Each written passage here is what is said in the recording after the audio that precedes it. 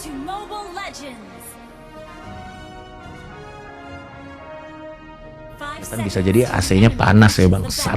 Jadi gara-gara kasus itu setiap syuting AC panas, lu masih make cok. Anjing kagak, AC-nya panas. Cok, tapi kan kalau donor gue paham nih. Ya, Maksud gue kan tahu kisah hidup lu, orang tua lu. Ya, tapi sekarang udah baik katanya. Udah baik, udah Nah, baik. kalau lu donor gue paham. Kenapa lu mau larinya ke upper? Karena pada saat itu ada pikiran gua tuh merasa ada lobang-lobang di diri gua yang pada saat itu gua rasa hanya bisa diisi oleh kenikmatan mentok kanan aja. Apa tuh? Ya nggak tahu, kayak misalnya rasa depresi, rasa kekosongan. Jadi gini, pada waktu itu gua masih muda dan masih bodoh, sampai sekarang sih sebenarnya. Tapi maksudnya kebodohannya ya, bukan makainya. Kayak misalnya rasa kesepian atau mungkin rasa kayak hampa. Itu gue rasa daripada gue sepi, daripada gue hampa, daripada gue mungkin yang ada hubungannya dengan itu, gue mau isi kekosongan pocket kosong dalam diri gue ini dengan kenikmatan yang mentok kanan aja. Oke. Makanya gue pakai drugs. Oke. Yang mana saat di momen itu memang terisi om. Oke. Kekosongan ini terisi. Ini kapan? Maksudnya agak sulit menerima kalau lu bilang hampa kekosongan, lu punya teman banyak, punya ini banyak, kerjaan lu banyak. Iya memang, ya tapi kan pada akhirnya kan gini om, pada akhirnya kan itu kan menurut kacamata orang, setiap orang kan punya definisi kekosongan dan kehampaannya mereka masing-masing yang mungkin ya kalau orang tersebut, orang yang melihat tidak mengalaminya, ya itu ya mereka tidak akan paham. Berarti lu bicaranya psikologis ya? Yes. Bukan individu manusia aja ya? Oke, psikologis ya. Jadi lu taruh sesuatu, anggaplah lu taruh sesuatu dunia fantasi lah gitu. Ya, gue taruh dunia fantasi. Nah, cuman akhirnya itu jadi diperparah. Di momen itu saat gue pakai drugs, memang kekosongannya terisi. Tapi yang kita lupa, drugs itu kan ada efek setelah dia udah wear off. Dari yang segini tiba-tiba ke sini itu kan parah dong, anxiety dong. Iya, jadi kekosongannya malah jadi lebih parah lagi. Pakai lagi. Jadi harus dipakai lagi. Makanya ketergantungan itu gara-gara itu. Karena itu. Karena sebenarnya kan kalau kita mengalami kekosongan kan yang harus kita cari tahu adalah kenapa kita kosong. Entah kita ke ranah-ranah yang betul lah, kita ngobrol sama yang profesional, kita cari tahu ini hati gue nih kosong, apa pikiran gue doang atau bagaimana. Kita bisa ke psikolog, kita bisa ke psikiater, atau kita bisa ke tempat-tempat yang memang dirujuk oleh orang yang mengerti bagaimana caranya menghandle ini. Atau jangan-jangan emang kita kurang ngobrol aja, kan? Nah masalahnya pada saat itu yang kosong ini gue isi dengan hal-hal yang tidak seharusnya, sehingga saat udah wear off, kosongnya malah jadi lebih kosong lagi. Mau nggak mau gue isi lagi. Ini di luar dari karena referensi kita sudah dibuka kenikmatannya segini, manusia itu kan selalu akan merekam apa yang paling enak yang pernah dia alami. Istilahnya kayak kalau kita udah makan nasi padang terenak di dunia seperti gadang ini. Saat setelahnya kan kita mau makan nasi padang yang lain kan pasti kan kurang nih. Gitu. Kenikmatannya beda. Nah cuman kan masalahnya ini legal dong. Iya. Ini kita bisa comeback kapanpun. Iya. Nah jadi bisa nggak edik kan? Dan bisa kadang-kadang lu makan juga untuk makan isi perut doang bisa. Betul. Gitu. Kalau ini lu butuh kenikmatan yang sama karena kenikmatan lain jadi jauh di bawah itu gitu maksudnya. Yes. Dan untuk mengembalikan mengembalikan settingan pabrik kita biar bisa. Jadi kan gini, tadinya kan referensinya segini. Tadinya kan referensi kenikmatan kita segini. Karena pakai drugs kan jadi segini nih. Dan supaya tubuh kita bisa kembali ke settingan pabrik, kita bisa puas untuk bisa sampai ke sini, memang waktunya panjang. Oke. Iya, jadi memang waktunya panjang. Di beberapa pengobatan tertentu, kadang memang, terutama di luar negeri, gua nggak tahu kalau di Indonesia ya, kadar untuk supaya orang bisa sembuh tuh dia diturunin dikit-dikit. Dari segini supaya merasa itu normalnya di sana. Sampai dia akhirnya ngerasa. Lo lihat dokumenter Charlie Sheen deh. Itu kan bapak narkoba. Iya, gue lihat tuh. Nah, bentar, Cok. Ini ada pertanyaan sebelum itu, Cok. Iya. Berarti kan ada yang ngasih lu dong, coba dong. Iya. Oke. Atau lu cari? Enggak ada yang ngasih. Ada yang ngasih terus coba intinya. Gua coba Oke aja. lah. Kita nggak usah bahas itu. Nah, berarti kenikmatan yang ada di situ tuh, Ya. itu nggak bisa achievable dengan hal lain dong? Nggak bisa. Nggak bisa ya? Nggak bisa. Oke, berarti lu harus belajar menerima bahwa kenikmatan yang normal manusia nggak segitu. Memang makanya Susah dong, bro. ya memang makanya kan drugs itu kan dipakai untuk supaya kita mengalami sesuatu yang seharusnya secara natural tidak bisa kita alami sebenarnya. Oke. Iya, makanya itu istilahnya kan, makanya itu suka dipakai party. Itu untuk mengenhance, untuk mengenhance pengalaman yang menarik dikasih itu. Kenapa drugs itu identik di tempat-tempat hiburan? Supaya hiburan yang sudah hiburan aja dikasih itu 10 kali lipat. 10 kali lipat. Jadi kita mentok kanan. Happy-nya tuh mentok kanan. Itu berarti konteksnya kalau gua analogikan misalnya gini lah, kita mau pidato gitu. Yang satu pakai toa, satu enggak. Lo mau teriak-teriak nggak mungkin sekencang toa gitu Iya, kan. iya. Ending-endingnya lu nyari toa lagi kan. Betul. Karena lu udah tahu kalau pakai toa seperti apa gitu. Betul, Kan. betul. Nah, pertanyaan gue, Cok, kan harus menurunkan kenikmatan ya. Iya. Bener ya? Iya. Berarti rehab berhasil. Enggak. Sebenarnya Om ya, lu kalau mau nanya kayak gini, don't take it from me. Lihat aja data statistik, karena statistik kan dia don't give a shit about your feeling kan. Coba aja minta data statistik. Yang balik lagi. Iya, yang balik lagi dan yang ketangkep lagi keluar dari rehab. Iya. Ya itu akan lebih fair daripada lo nanya gua. Mungkin kalau lo nanya gua masih bias karena mungkin gua sebel sama apa ya. Tapi coba aja minta data statistik. Tapi setidaknya rehab itu datang dari tujuan yang baik dan kita ngerti endgame mereka apa dan itu harus kita hormati. Gitu. Karena mungkin kan ya salah satunya mereka paham itu gitu kan intinya. Dan kadang-kadang terbukti juga ada orang yang berhasil. Berarti kalau rehab tidak jalan buat lu, apa yang jalan? Pada akhirnya gue tahu hidup itu bukan tentang kenikmatan aja sebenarnya Om.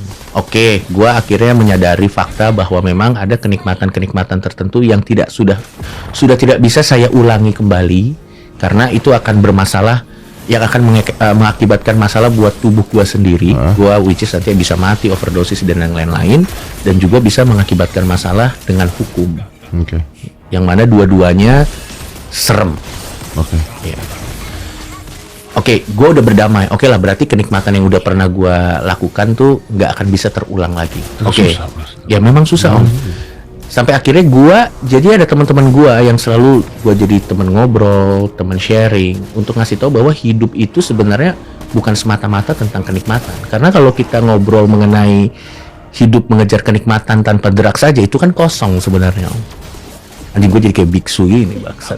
Tapi intinya lo ngerti kan maksud gue kan? Iya. Dan akhirnya salah satu coping mekanisme gue untuk bisa berdamai yang bisa menyamai kenikmatan narkoba itu sebenarnya adalah hidup untuk orang lain sebenarnya. Hidup untuk orang lain. Yes. Anjing, lu jadi kayak biksu bener. Iya benar, gue udah kayak biksu. Hidup untuk orang lain maksudnya gini, lu tidak mau mengecewakan orang lain atau hidup lu berguna buat orang lain? Bukan people pleaser ya. Iya. Bukan people pleaser, tapi hidup untuk orang lain itu adalah gini. Kalau kita hidup buat diri kita sendiri, itu pasti void Om ujungnya.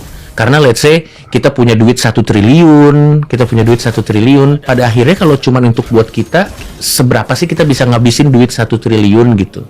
Lah Anda juga punya duit kan hampir 1 triliun kan, bingung kan ngabisin di mana. Basically intinya kita kalau hidup untuk semua achievement kita, semua pendapatan kita, semua apapun yang kita punya nih, kalau cuman kita pakai buat diri kita semua, itu akan kosong, ibarat kantong tapi bawahnya bolong gitu. Tapi kalau misalnya kita punya, nah ini dimasuk nih untuk orang lain. Kalau kita punya orang lain di sini, entah partner atau mungkin anak dalam beberapa kasus, atau siapapun yang kita anggap penting, kita hidup untuk mereka, jadi ada meaningnya. Nah itu lu nggak ada gitu dari kemarin. Oh nggak ada, emang nggak ada. Lu gimana? Nggak ada. Lu punya teman banyak, lu punya bisnis, lu ada di MLI. Karena pada saat itu gua merasa bahwa gini Om, pada saat itu ya itu makanya kan gua masih muda, gua masih goblok, gua masih merasa hidup ini gini. Adalah waktu itu satu masalah yang gua alami di hidup gua. Pada saat itu ada satu masalah yang gue alami di hidup gue, cetrek gitu. Dan masalah itu gua terlalu merasa bahwa gua ini saking spesialnya. Ini pikiran gua pada saat itu ya. Gua ini saking spesialnya sampai gua tuh kayak berkutat kayak anjing, kok gua kena masalah ini, anjing nggak adil banget nih. Kenapa gua kena masalah ini? Kenapa nih gua? Sehingga ini mengaburkan pandangan gua bahwa sebenarnya ada kok orang-orang di samping gua yang bisa jadi tempat untuk bersandar dan yang lain-lain gitu. Jadi gua terlalu fokus sama masalah gua saat itu.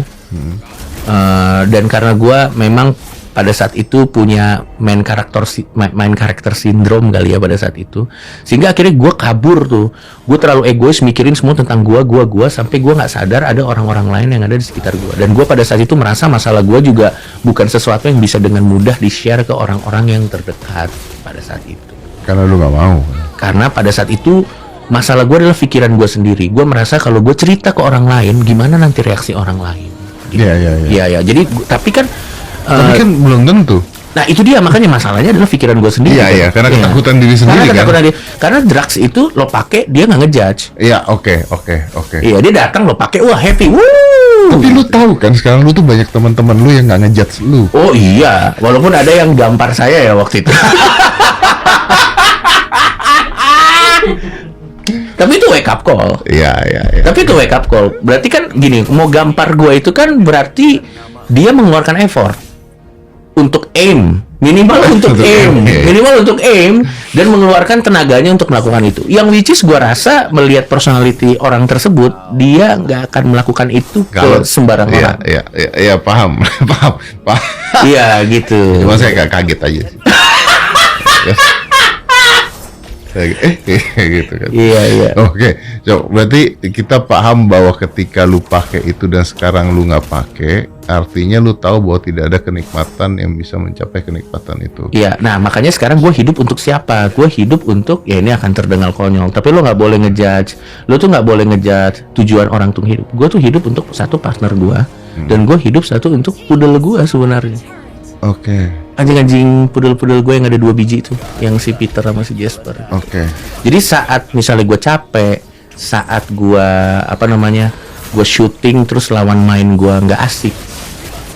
Kadang kan kalau itu gue masih hidup untuk diri gue sendiri kayak fuck lah dunia ini gitu.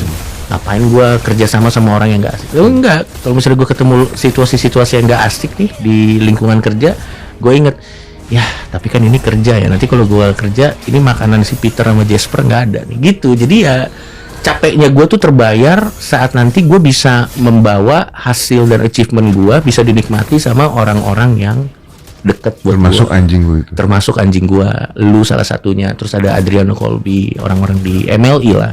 Semua BOD di MLI gitu. Dan anjing lu tuh bisa kayak misalnya lu pulang ada sesuatu di sana. Anjing tuh kan luar biasa ya. Betul. Kalau pulang kayaknya nggak ada yang lebih bahagia dibandingkan anjing. Betul. Ya, tapi gue paham kalau ada orang yang tidak memahami itu. Ya, it's okay. It's okay, kan maksudnya. Apa-apa. Makanya anjing tuh menurut gue salah satu terapi gue dalam menghadapi hidup sebenarnya ya punya pets. Ya, makanya ada service dogs kan. Yes. Iya, ada anxiety aja, ada service dogs anxiety. Iya, ada orang anxiety pakai service dog supaya nggak anxiety. Betul. Itu ada tuh. Betul. Nah, oke, Cok. Gue lompat ya. Sikat. Kan lu sekarang nge-gym gila-gilaan. Nah, gue iya. sih bangga banget tuh. Thank you. Gue ngeliat lu, karena gue ngeliatin kalau Ebel juga nge-gym kok, Anda nggak bangga? Ebel agak goblok. Dia bermasalah sama semua orang yang ada di Close the Door. Kita nggak ada masalah sama dia loh ya. Dia yang bermasalah sama kita gitu. Aduh Ebel. Ya lanjut. Keluar dari grup. Tapi Ebel unik sih. Sikat Om. Terus. Nah, gua ngeliat lu kan tiba-tiba nge-gym. Ya. Terus gue jujur ya, gue bangga banget. Kenapa gue bangga banget? Ya pertama, gue kenal lu dari dulu. Kedua, gym ini dunia gue bro. Ya. Jadi pasti gue seneng dong ketika ada orang bisa nge-gym dan sebagainya. Nah, bahkan gue tahu nih, ini nggak ada yang tahu nih. Ini lucu ceritanya. Ini Ini cerita tidak ada yang tahu.